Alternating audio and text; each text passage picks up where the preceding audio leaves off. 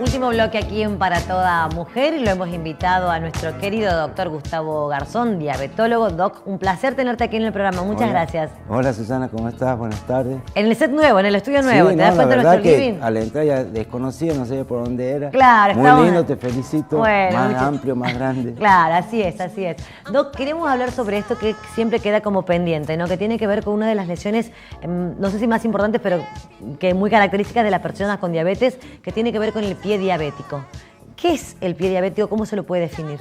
Bien, sí, Susana, esto va lo que vendría a ser de las complicaciones crónicas de la diabetes. Está muy relacionado con el tema, con la evolución de la diabetes en sí, ¿no?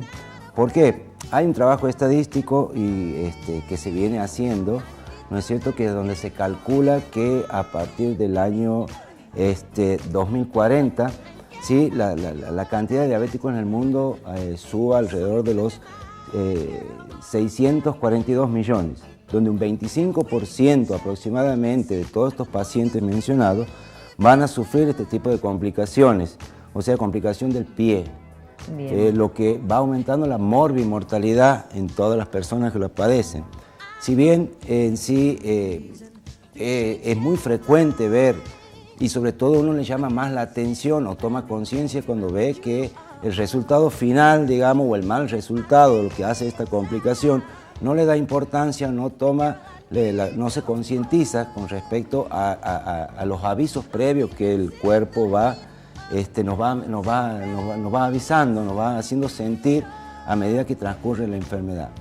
Suele comenzar con las complicaciones, como una complicación crónica en relación a lo que hace a la neuropatía diabética. La neuropatía diabética suele manifestarse por lo general por falta de sensibilidad en el pie, por frialdad en el miembro, ¿sí?, un amortiguamiento, sí, o bien dolor que se exacerba durante la noche. Bueno, son signos característicos. La sequedad de la piel, se reseca la piel, se producen grietas que son puertas de entrada, el cambio de coloración en el pie, las uñas, la coloración de las uñas o el engrosamiento de las uñas, la aparición de hongos, micosis, ya sea a nivel de las uñas o entre medio de los dedos, son signos característicos que nos van haciendo ver que ese pie ya está con problemas y que hay que tomarlo en cuenta.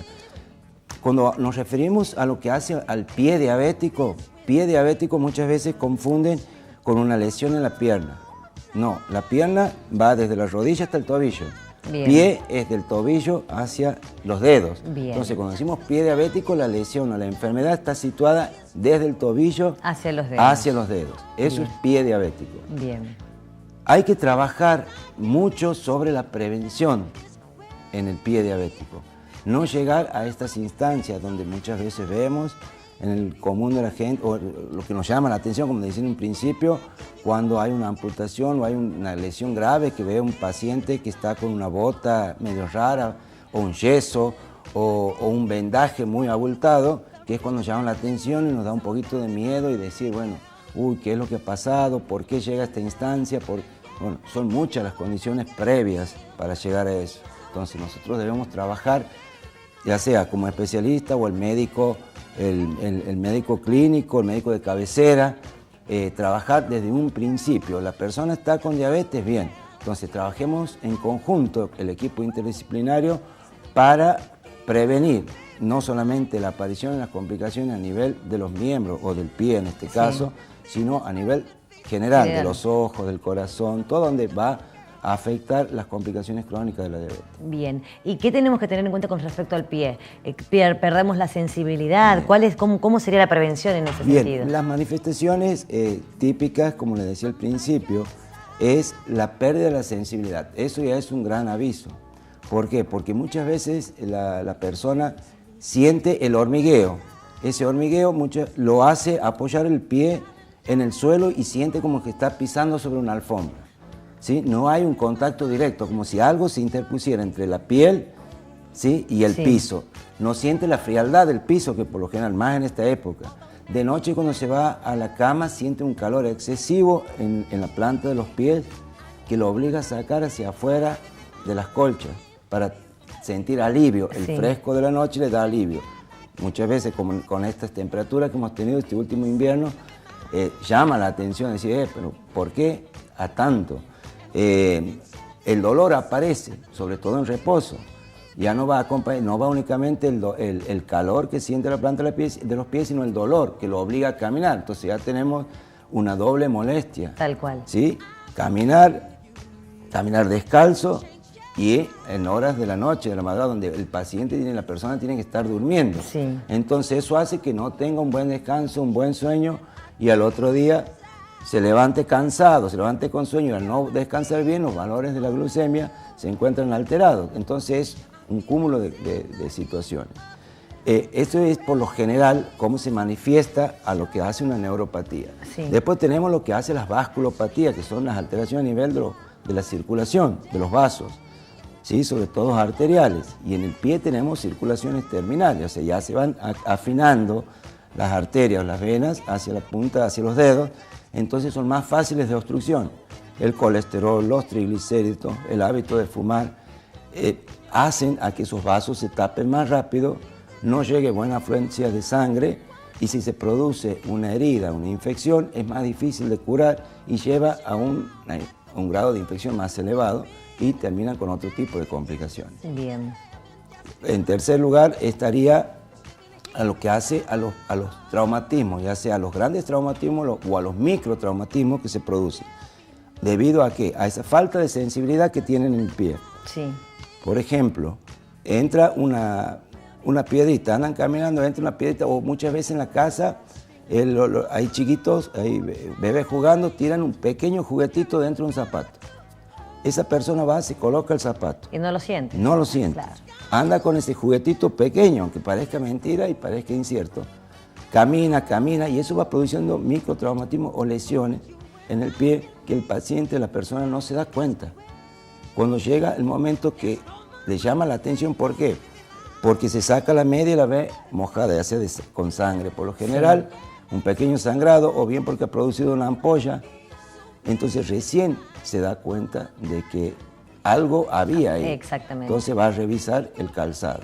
O bien por ahí un clavo o una espina o lo que sea se incrusta en la planta del calzado y ese paciente se coloca el calzado, no siente, a medida que va caminando va pinchando, va produciendo ese pequeño trauma que es una puerta de entrada para infecciones y comienza el proceso. Bien. Luego está, como les decía al principio, las micosis, los hongos, el pie de atleta, bueno, tanto en verano como en invierno. En verano es más difícil de producirlo, ¿en qué sentido? Que uno anda con calzados abiertos, bueno, las mujeres de por sí, el hombre por ahí usa sandalias o usa chinelas cuando llega a su casa, entonces el pie está más aireado, no es tanto el tema, a no ser que sea de una profesión que lo obliga a usar botas o un calzado cerrado durante varias horas del día y no haya cambio de medias. Entonces esa humedad sí favorece la aparición del hongo. Bien. Pero ahora en invierno, por ejemplo, sí, el uso de media y calzado cerrado y medias gruesas, si no hay una higiene o un cambio de media permanente 2 veces por día por lo menos, no podemos evitar la aparición de los hongos y produce así esta infección que es otra puerta de entrada para que se enferme el pie y se produzca el pie diabético. Bien, o sea que acá el tema de la prevención y lo que decías recién, Doc, es el tema de la higiene, que es fundamental. Es fundamental. Y cuando hacemos la higiene, eso también hay que tener en cuenta. Si estamos hablando de una persona que tiene una alteración en la sensibilidad, ¿sí?, de su pie, la temperatura del agua. Sí. Bueno, antes se usaba las bolsas de agua caliente para el invierno y eso producía, en su momento, cuando se pinchaban o se rompían, que se quemaran o estaba muy caliente la bolsa y estar tanto tiempo apoyado en el pie producía ampollas, que ese paciente, esa persona no se daba cuenta de esa ampolla, al otro día se calzaba, salía y esa ampolla se reventaba dentro del calzado y se producía la fricción, se desprendía la piel y era una puerta de entrada directa a cualquier infección. ¿Sí?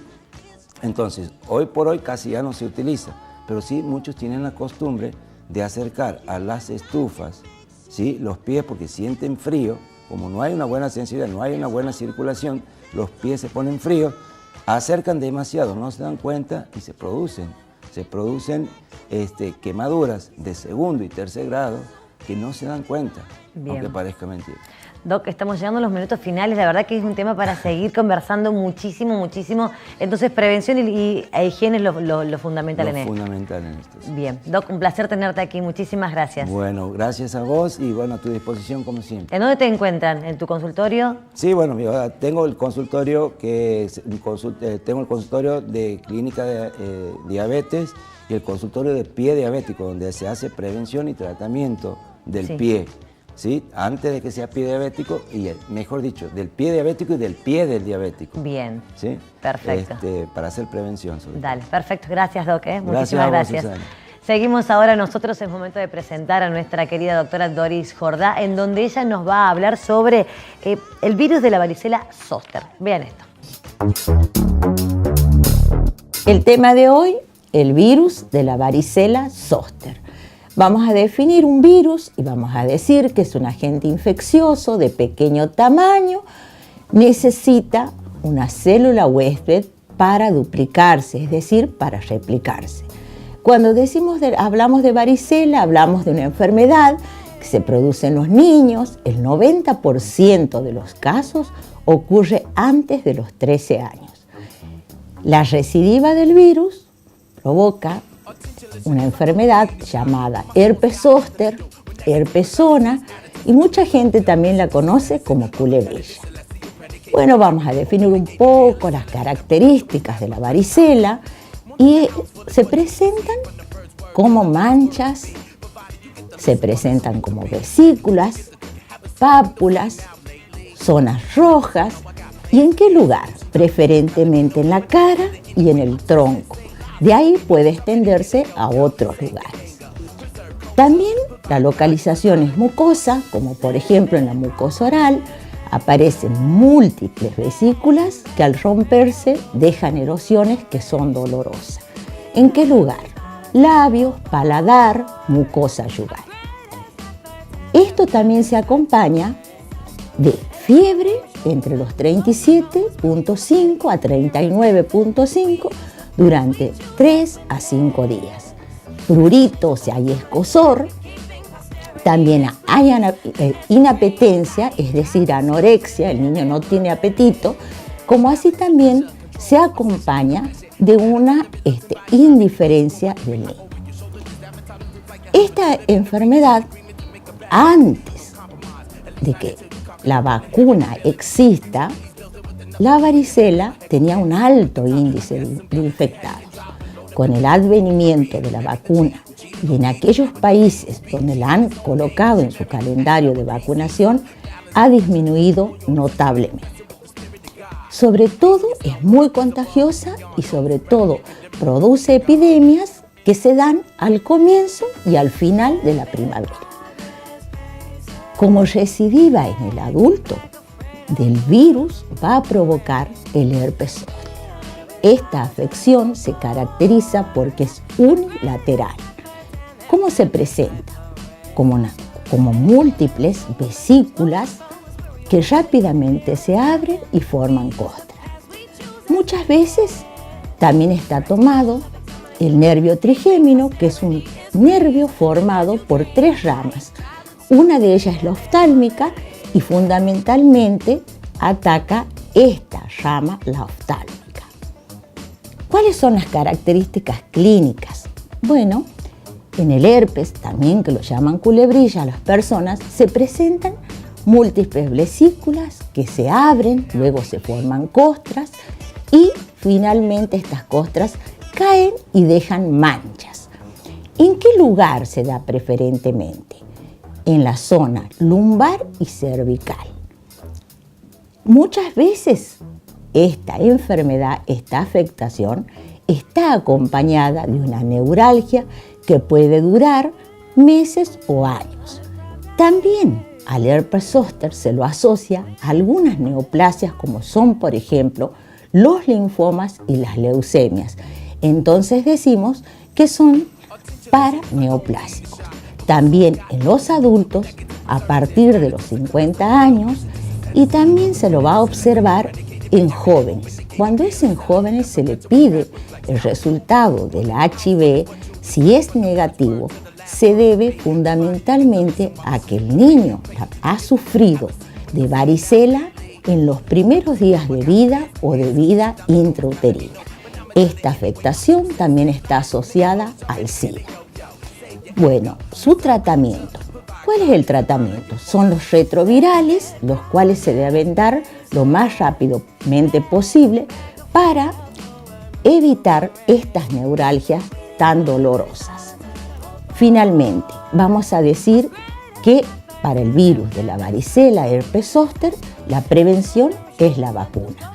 Esto se da una sola vacuna a partir del año 2013 en los niños de 15 meses de edad. Está contraindicada en las embarazadas y en las personas que tienen su sistema inmune en baja, los inmunodeprimidos.